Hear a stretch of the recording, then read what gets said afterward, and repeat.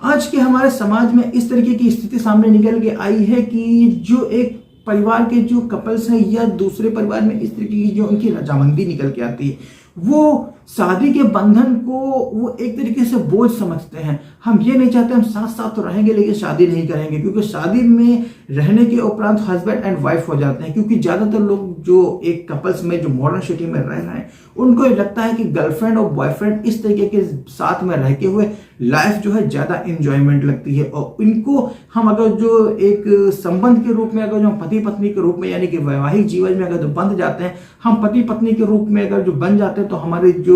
Enjoyment है या हमारी जो जिम्मेदारी वो बढ़ जाती है। हमारे बीच में जो एक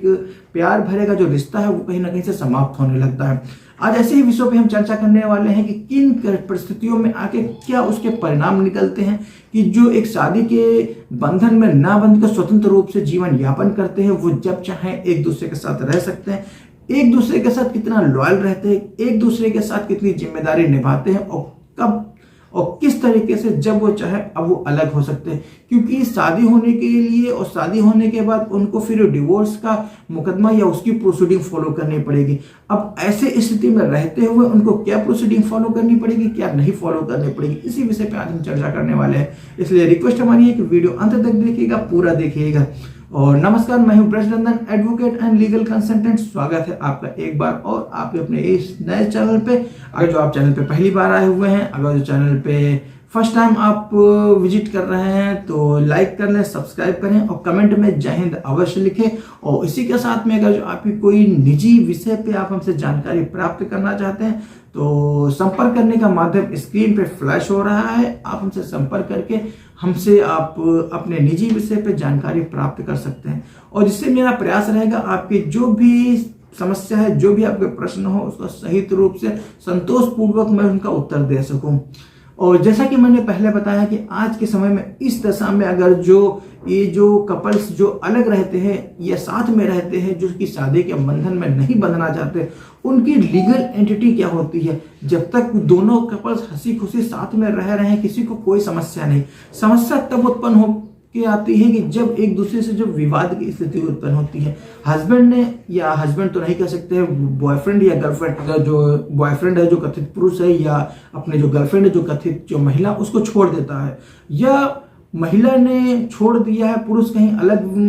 व्यतीत कर रहा है अपने जीवन, उसको फर्जी तरीके से फर्जी विवादों में फंसा दिया गया है। तो इस तरीके से जो एक पीड़ित पक्ष है उसके पास क्या उपचार अवेलेबल है, वो किस तरीके से अपनी जो लाइफ है उसको किस तरीके से सिक्योर कर सकता है, क्या उसके पास लीगल रेमेडी अवेलेबल रहेंगी, कोर्ट उसकी किस तरीके से हेल्प कर सकती है। वो तो रेमेडी तो बहुत कुछ मांगने जाते हैं कोर्ट में जो भी पक्षकार होते हैं, लेकिन कोर्ट उनको रेमेडी वो उपलब्ध कराती है जो लॉ के अकॉर्डिंग बिल्कुल उपलब्ध होती है, जो लॉ के अकॉर्डिंग जो परमिसेबल होती है। क्योंकि कोर्ट भी अपने मनमाने तरीके से, बेढंग तरीके से कोई भी आदेश नहीं पारित करती।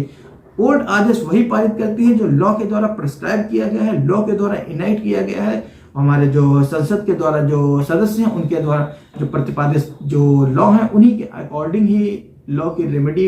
प्रदान करती है। लेकिन बात यहाँ पे समाप्त नहीं होती है कि किस तरीके से अगर जो दोनों पक्ष अगर जो अलग रह रहे हैं, किसी तरीके से एक दूसरे में वो शादी के बंधन में नहीं बंधना चाहते, अगर जो विवाद की स्थिति उत्पन्न हुई है, पति ने छोड़ दिया, पति तो नहीं कहेंगे, अगर जो बॉयफ्रेंड का जो पुरुष मित्र ने अगर जो उसको छोड़ दिया है अपनी महिला मित्र को, तो इसके स्थान पर महिला मित्र वो कहाँ जाएगी, क्या उसकी लीगल एंटिटी कितनी रह जाएगी। तो यहाँ पे सुप्रीम कोर्ट ने, दिल्ली हाई कोर्ट ने और मद्रास की कोर्टों ने कई मुकदमों में क्लियर किया हुआ है कि इस तरीके के संबंध बनाने से अगर जो आप शादी नहीं करते हैं, शादी की फॉर्मेलिटी, उनकी जो सेरेमनी है नहीं फॉलो करते, तो आप उस लायबिलिटी से नहीं बच सकते हैं कि अपने जो महिला जो मित्र है उसको आप मेंटेनेंस नहीं दे सकते हैं। क्योंकि कई कोर्टों ने कई जजमेंट ऐसे प्रतिपादित किए हैं, ऐसे जजमेंट निकल के आए जिसमें कोर्ट ने ये उनको क्लियरली एक्सप्लेन किया हुआ है कि आप इस तरीके से अगर साथ में रहे, जीवन व्यतीत किया है, आप केवल इस वजह से शादी नहीं करना है, इस वजह से शादी के बंधन में नहीं बंधना चाहते कि आप हस्बैंड एंड वाइफ हो जाएंगे।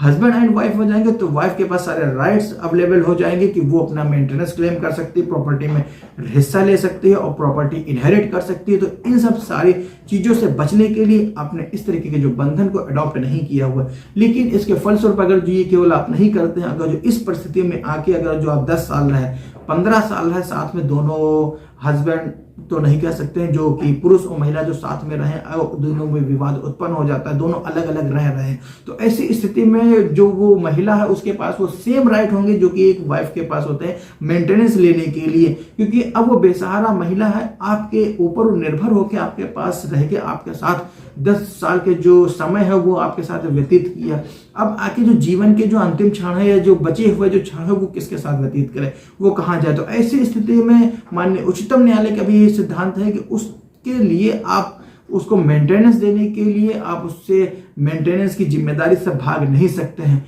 दूसरे शब्दों में कह सकते हैं कि उस महिला को मेंटेनेंस यानी गुजारा भत्ता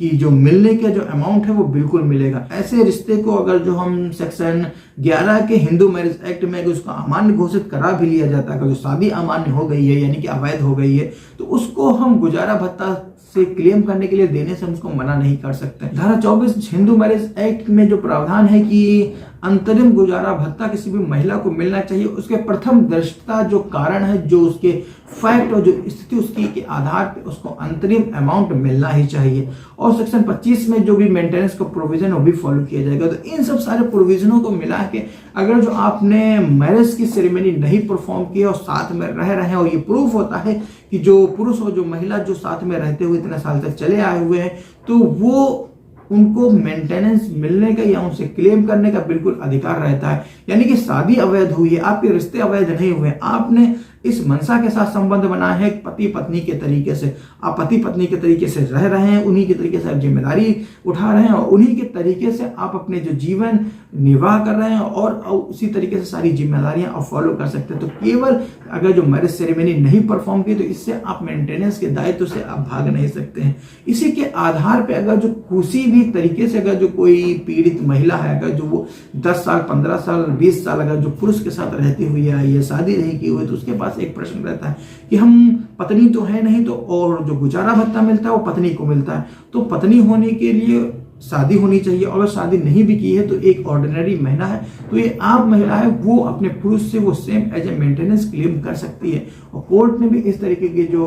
वाद हैं उनको अंगीकृत किया है और मेंटेनेंस देने का आदेश भी पारित किया है। और इसी के साथ में मैं ये चीज बताना चाहूंगा, इस तरीके की जो महिलाएं जो बची हुई हैं उनको सामाजिक रूप से शारीरिक रूप से उनको सुरक्षा मिलनी चाहिए। तो सुप्रीम कोर्ट ने इस तरीके से उनको शारीरिक और सामाजिक सुरक्षा भी प्रदान की है। और इस वर्ष में शादीशुदा की जो धारणा है वो कितने हद तक सही होती है, कितने हद तक गलत होती है। वो ये लगता है कि हम शादीशुदा हो गए भी हम अपनी जिंदगी से हम बंध जाएंगे, हम स्वतंत्र नहीं हो पाएंगे। तो यहाँ पे माननीय उच्चतम न्यायालय ने भी ये भी अवधारित किया है कि इस तरीके की अगर जो आप अवधारणा रखते हैं कि आप शादीशुदा नहीं है तो आप अपने मेंटेनेंस से बच जाएंगे। तो यहाँ पे शादीशुदा होना जरूरी नहीं है। आपने जो शादी नहीं की तो शादी को अमान्य किया जा सकता है, लेकिन आपके जो रिश्ते हैं वो अमान्य नहीं किए जा सकते। या इसके अतिरिक्त भी आप दोनों के जो रिश्तों से जो बच्चों का जो उत्पन्न हुआ है, जो बच्चे हुए हैं, तो वो बच्चे भी इलीगल नहीं है, वो लीगल है। उनको किसी भी तरीके से उनको इनलेजिटिमेट चाइल्ड या इनलेजिटिमेट इनहेरिट ऑफ द प्रॉपर्टी के अंतर्गत उनको आप अवहेलना नहीं कर सकते हैं और उनको प्रॉपर्टी में भी सेम राइट मिलेगा जैसे कि एक लेजिटिमेट चाइल्ड को मिलता है। तो जब सारे संबंध सही है, सारे अगर जो उनको रिश्ते भी सही हैं और इस तरीके का जो आपने मैरिज सेरेमनी नहीं की, इसके आधार पे आप अपनी जिम्मेदारी से भाग जाएंगे, तो ये बिल्कुल ही उचित नहीं है। और इस तरीके के जो विवाद की स्थिति न होने पाए और इन्हीं निर्णयों के आधार पे जो महिला है जो साथ में रहते हुए रिलेशन बनाए, उन्हीं के आधार पे वो महिला पारिवारिक सामाजिक आर्थिक रूप से अपने आप को ज्यादा सुरक्षित महसूस करती हैं कि जिसके स्थान पे इस तरीके की जो लॉ अवेलेबल है जिनसे वो प्रोटेक्टेड है। तो आज का वीडियो यहीं तक है, इतना ही है। अगर जो आपने वीडियो अंत तक देखा है, पूरा देख लिया है, तो उसको सब्सक्राइब करें, लाइक करें और शेयर करें अपने निकटतम संबंधियों को। अगर जो इस तरीके के कमेंट में अगर जो आपकी कोई जिज्ञासा रहती है तो आप हमसे बिल्कुल कर सकते हैं। और वीडियो अंत तक देखने के लिए प्रेम पूर्वक धन्यवाद। जय हिंद।